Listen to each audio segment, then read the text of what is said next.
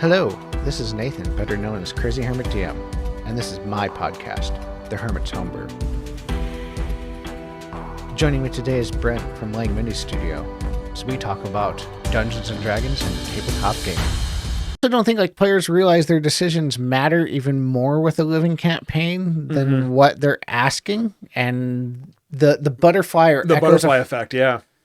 Like I was talking about the church earlier with that changed the whole region. Yeah. And for me, for my character, I told this guy made a deal for his life. Yeah. I did not follow through on that deal. I have to make it right. I got to do whatever I can to make it right. And so as far as my character's concerned, he made it right. And hey, cool. I'm not an oath breaker. And I don't think I changed the region, but and I don't think you realized it till I brought it up a month and a half ago during one of the D&D sessions. I'm like, no, Merrick changed the northern regions of Nemdor just off that one deal. Yeah. That kind of did take me off guard. Where like, what are you talking about? And then just influxed about 20K of cash into the Church of Civilization. You just dropped down people's body weights of gold and gave it to a church, and then walked away with no input whatsoever after that. They're going to use it for what they want to use it for. So, which is civilization. Yeah. So which strengthens the Nemdorian Empire. Yeah, exactly. Or Republic. Republic, yeah. Yeah. So, imagine having a struggling early or even late Edwardian, person, or even the Industrial Revolution. And then someone walks up and says, hey, you've got a lot of big ideas. Here's all the money you will ever need. Have fun. And then they walk away. Getting to one of our previous episodes, though, we were talking about a player that wrote a really, really bad backstory and what to learn from it. And that tech that he randomly found in the middle of the backstory. Imagine somebody just drops those blueprints, drops 20K and figure it out. Bye. Yeah, see ya. Here's all the money you'll need to figure it out. Yeah, here's everything you will need to do this. And throw enough money at the problem, it will eventually come into fruition. You throw enough money at a problem, you will get a solution. Yeah. It may not be the one you want, but there will be a solution.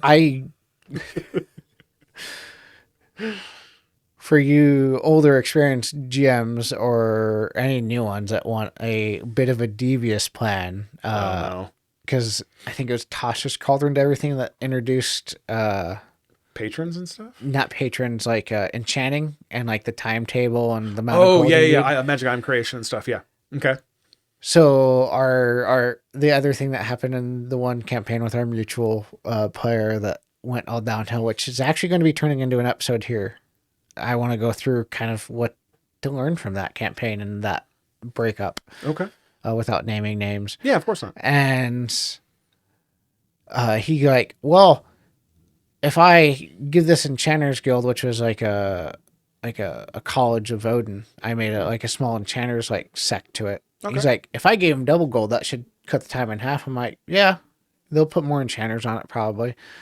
Then they came back, got the item, and it had a drawback to it because they rushed through it to get it done in the timeline that he wanted. Ah. Okay. Okay. Even though he threw double the money down. Yeah. It's they rushed it. Yeah. Okay. If you want something done right, you have to, yeah. It takes time. You told us to rush it. Yeah, you put the cake in the oven at 250 degrees. Well, you said to get it, so we turned it up to 500. Yeah. And, we told you it was a 2-week time frame to complete this, project. You threw double your money down and said get it done in 5 days. You're going to get what gets done in 5 days. Yeah. We're putting people around the clock, multiple people on it, and not one person, so it's not a cohesive enchantment. It's a jumble, it's not gonna, for our superhero fans. Justice League is a very good thing when Zack Snyder had to walk away from that and that Frankenstein stitch with Joss Whedon of why that didn't work. And why, you had such avid Snyder fans and all that going after the Snyder cut.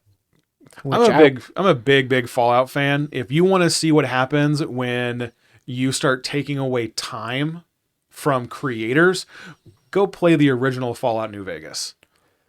It barely functioned because they kept changing deadlines. They kept saying, if you don't do this, you're going to get your pay cut in half. We need it done by this time now. And so they kept reassigning talent. Well, Bethesda's bad about that is look how many Skyrim thing or Elder Scrolls throughout the entire multiple game series of like you run into a castle that has a door, but it doesn't open because it was obviously meant to go to a different quest line that was eventually going to be patched in. But it never happened. Yeah, but it never happened. Yeah. So I think there's a Knights of the Nine DLC for Oblivion. There's several ruins around the place that have doors to them that were supposed to be add-ons for that DLC that just never came into fruition. Yeah. Mm-hmm. So yeah. Which I really love the Knights of the Nine DLC. That's the only reason I know it, because I actually delved into this history of it, like, why do these exist, but I can't access them? Why not? Yeah. Am I doing something wrong? No, this is something that was supposed to be added later, which is a very big Bethesda. Yeah. For some game master advice, though, like personally from my experience, I, keep this grounded in the player's experiences with the living thing. Their choices should matter.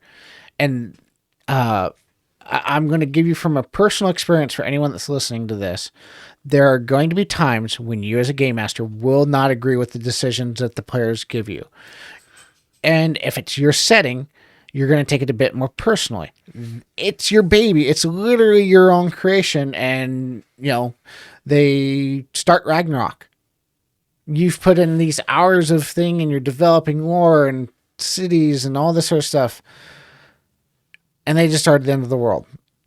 But you got to realize this is how you build the experience as a game master. You deal with the unexpected and you figure out scenarios that you don't want to deal with, and you can either try and go along that path that you really don't want to follow, or you can try and circle back to what the original goal was and still interweave that and braid it.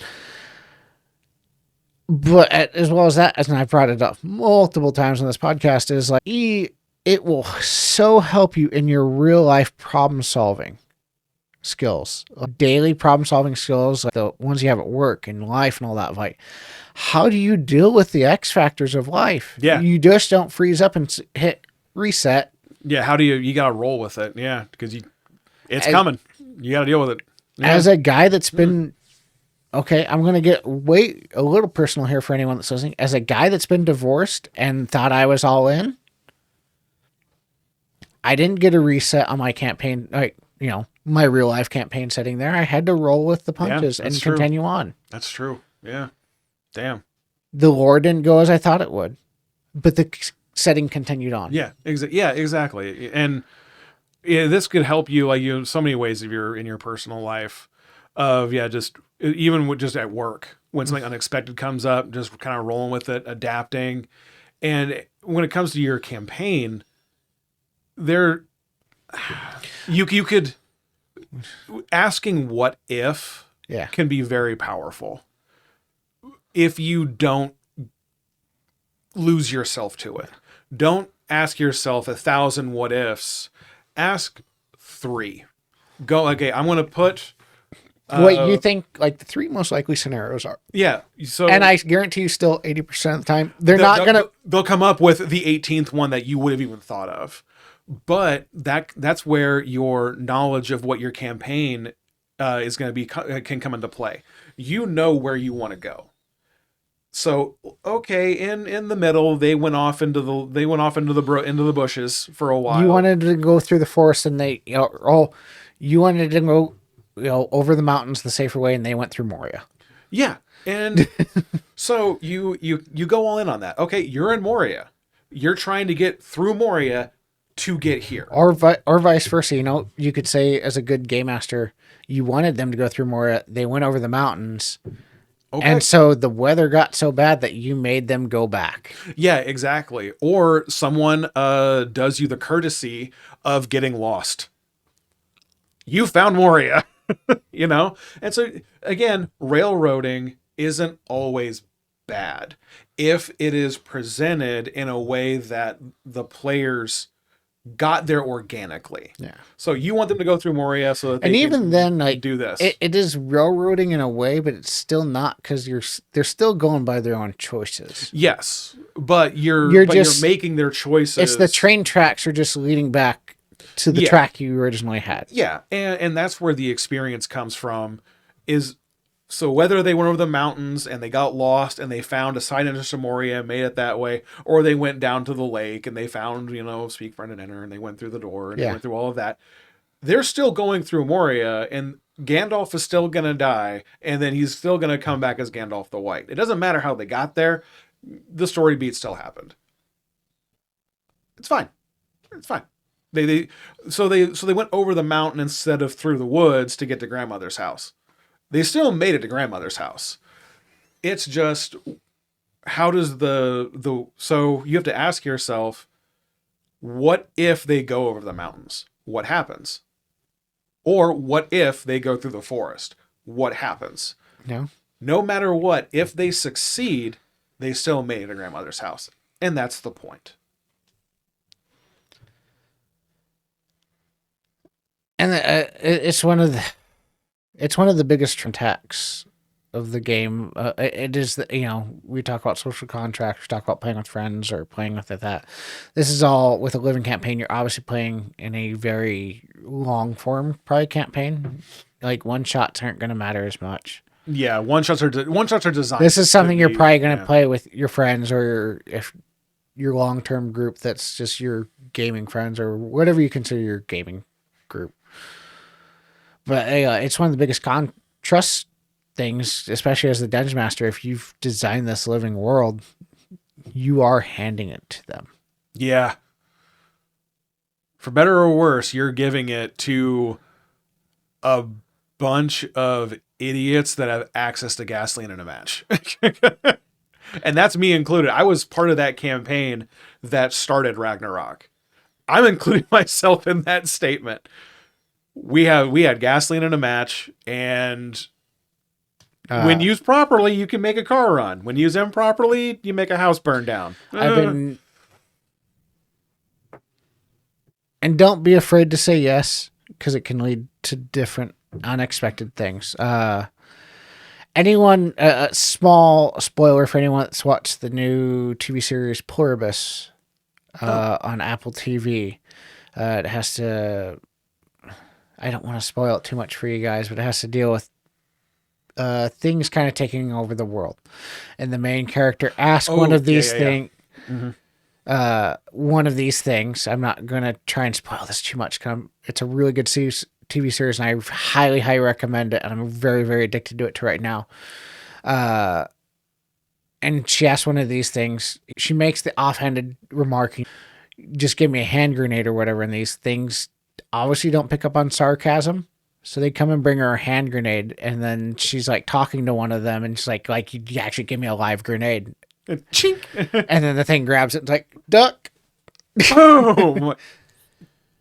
And then she starts asking one of them later in the episode because the grenade went off and one of these things got injured avoiding the grenade because they saved her. And then she goes, so you guys are just going to give me anything I ask for? And they're like, yeah. She's like, if I ask for a gun, would you give me this? Or if your players, in D&D terms, if your players ask for this sword or this weapon, would you give me that? Yeah. I want a verbal sword. Okay. Bloop. Ugh. Yeah. At the end of this conversation, she goes, so if I asked for a nuclear weapon, a bomb, you'd give it to me. And then they're like, well, we'd probably have a long talk with you about the pros and cons of asking for that and all this other stuff. She goes, that's not what I asked. That's not what I asked, yeah. If I asked for a nuclear bomb, would you give it to me? And they're like, yes. Woo! But see how that story unfolds. If you just say yes, could you imagine just, I will tell you right now, if you just throw a bunch of magical items and play a very 4th edition campaign with 5e, it will get broken very fast. Very fast, yeah. So you're going to have a balance. But I would, as a dungeon master, if you could somehow simulate this, just in a quick, watch this simulation. I don't want to spend years of my life watching this unfold. Yeah, If I could find a simulation somehow of watching this unfold, I'd like to see where a dungeon master never says no. And just go. Yeah. And how it unfolds. Oh, there would be... Oh...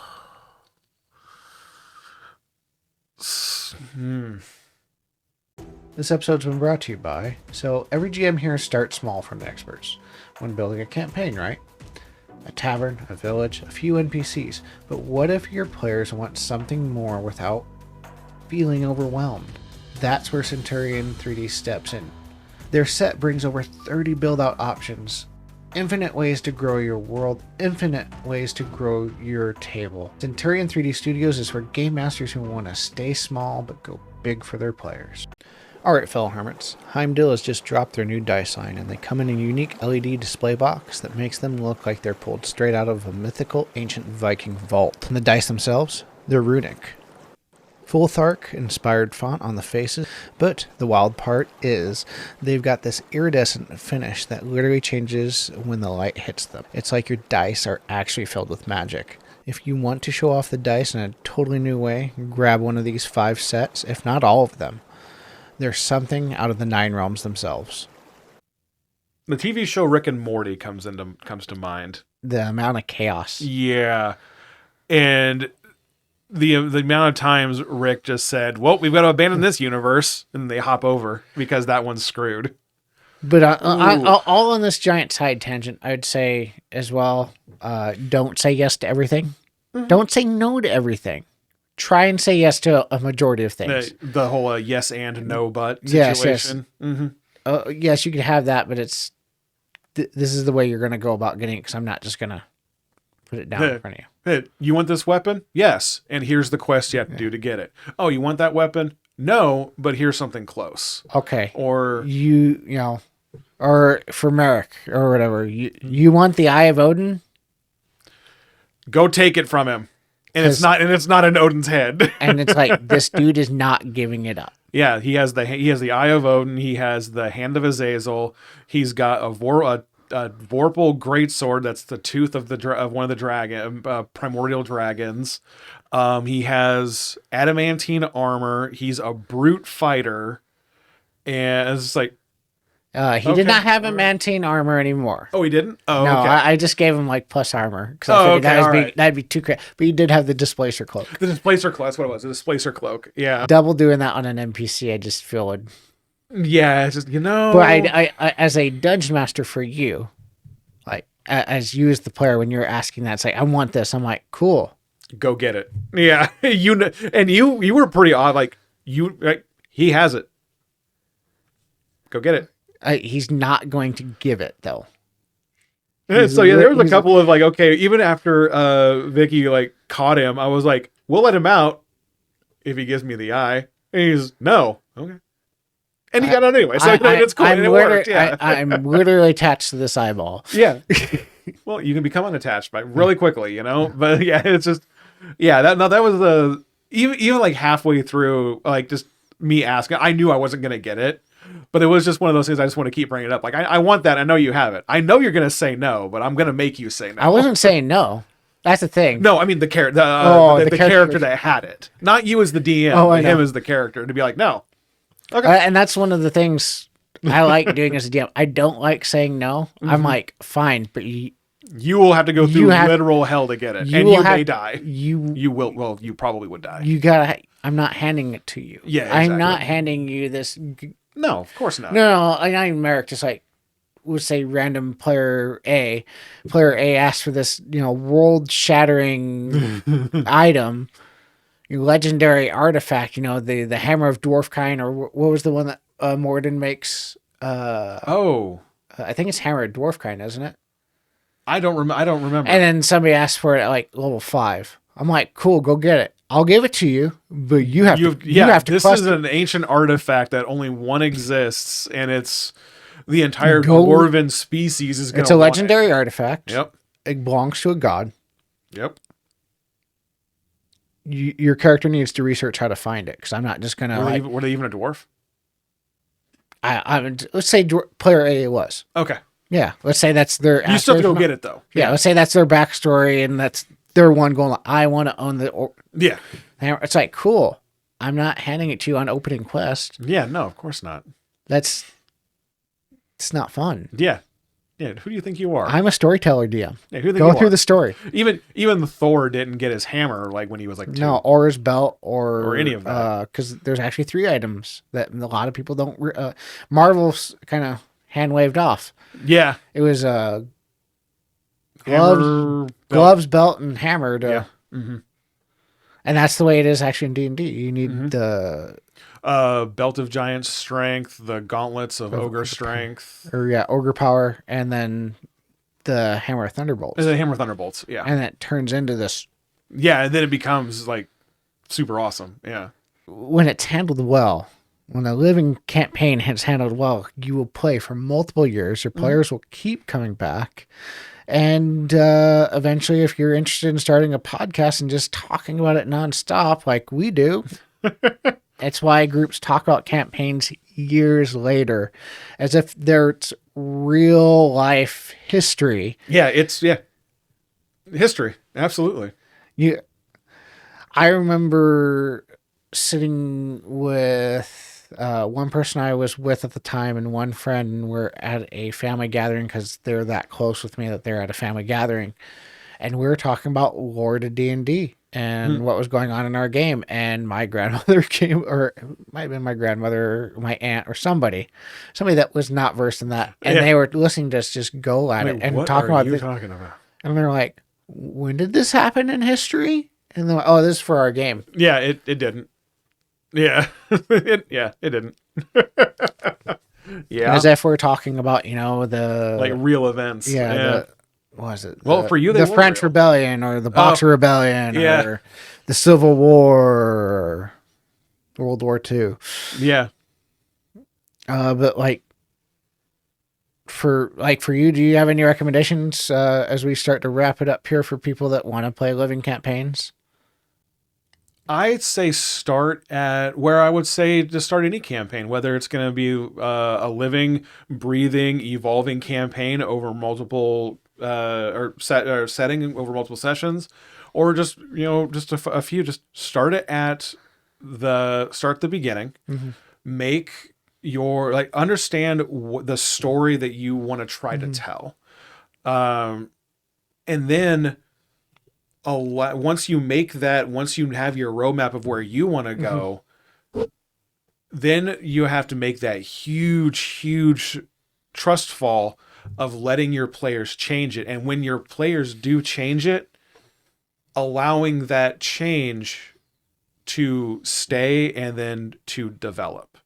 That's the biggest thing, is just let the changes develop. Yeah. And then you can what if it 1,000 times to what if this, what if that, what if that. But sometimes that you can't do that, and you just got to let it go. Yeah. And then there's nothing wrong with you being sidetracked or overwhelmed. There's nothing wrong with that.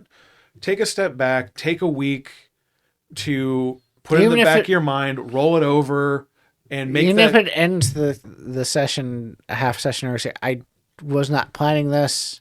Take 5 minutes. If the 5 minutes don't work, you're like, hey guys, I want to go this route. Mm-hmm. You're not screwing anything. Yeah. You're not screwing up anything, and I want you to go this route. I'm not telling you to go back and let's retcon. Let's continue this. But it's going to take me more than 5 minutes to come up I need to call an audible. Yeah.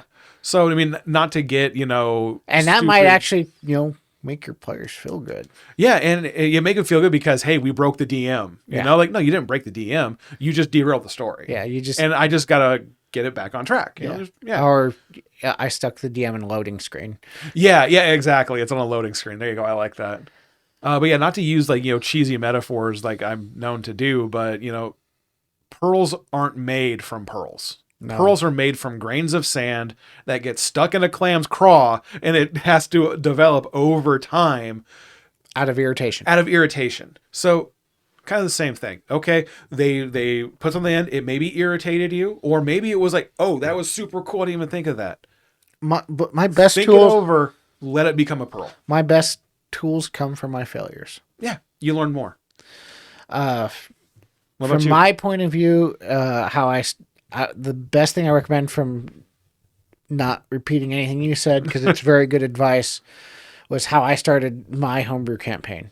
Was you start, and this is very practical advice as opposed to like storytelling or abstract advice, of start with the area that you're going to have, the city names, the area, maybe it's a coastal area if you're going like for the Sword Coast type area for your setting, or your own Sword Coast, obviously, because it's your homebrew setting.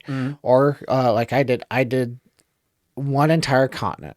I did not come with any lore. I just named out everything. And then we went to session 0, and then you guys came up with all your characters. I'm like, oh, okay, cool. You want to be from a draconic nation. This small draconic nation is this small island over here. You've been exiled from there. You're doing this evil queen from Snow White, Daenerys, Game of Thrones thing. You're a high elf or anything like that. You're from Alfheim, so you don't even gotta worry about this. You've been this. Or, Cade. Oh, you're from this side of the map, and the reason why you're this way is because it's this way. You make up that bullshit off the top of your head. Yeah, you just make it up. Yeah. And you go from there. Yeah, then you fill in the blanks as you move on. And that's how the map gets filled in. You poke at it, and then you see what's over there. And then, what was it? I think I tried to think. You guys got from like this grassy area that was filled with giants and orcs and all this sort of stuff. Managed to get through it. Avoided the orcs. Didn't. Thank God you guys didn't actually fight anyone. Thank God. But you got to that first city, and then you just start adding from there. They get to that first town and try and think of what makes that town unique. Yeah. In that first one, I tried to think of something very mundane. They were stopping everyone at the gate and checking for furs because fur trading was illegal for whatever reason. Yeah. At that time, fur trading was illegal in that town. No one delved in or asked why, so I didn't ever make up a reason why. It's just something that was happening at the time. They were checking for furs, and then they'd seize the furs off of you and fine you for carrying furs into the city. Yeah, and it could just be that the local cattle farmer had a lot of sway with the people in town, and he didn't want fur traders coming in to usurp his leather from his cows. Okay, cool. And it could be a customs thing as well. One thing I found out, obviously, through someone I used to be with that now lives over in Europe, you cannot send, and she had like a death head moth. Oh, yeah. Like a taxidermy, like a ectodermy, or whatever the bug version whatever of the taxidermy is. And I sent that to her. That got held in customs because you cannot send bones, bugs, or anything like that into the UK because it can affect. Even if it's dead? Yeah. It's part of customs. Oh, wow. For the UK. Did she eventually get it? No. No? No. And that's a good example, though. Oh, wow. Of like in this fantasy setting with like furs, of like just something like it makes sense when you kind of research of like, okay, it makes sense on the surface, but yeah, if it was alive, yes. Yeah. But it's dead. But yeah, a fur of like, how's this going to affect really whatever's happening in this town? Yeah. But it makes sense to them for whatever reason. Yeah. And as far as the town guards are concerned, dude, this is what I'm supposed to do, man. Yeah. The people that pay me are telling me this is what I got to do. I don't know. I don't know. This is an old rule that's happened for X amount of decades. Go take it up with people that make decisions because I got 30 people behind you that's got to get into town. Give me all your furs. Here's your fine. Move on. Yeah. Next. Yeah.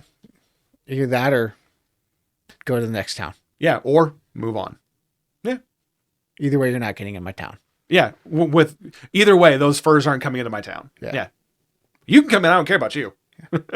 So, something quirky like that. Yeah, something weird. Yeah. Yeah, just something that doesn't make sense. Yeah. But, like in the end, a living world isn't about reaching or reacting to every choice or every thing that the players throw out. It's about knowing which ones should matter when they happen. Hey, tabletop gamers. Thank you for watching this episode of the Hermit's Homebrew. We come out with new episodes every Wednesday. Remember to like, subscribe, and share with your friends as we continue to level up and grow.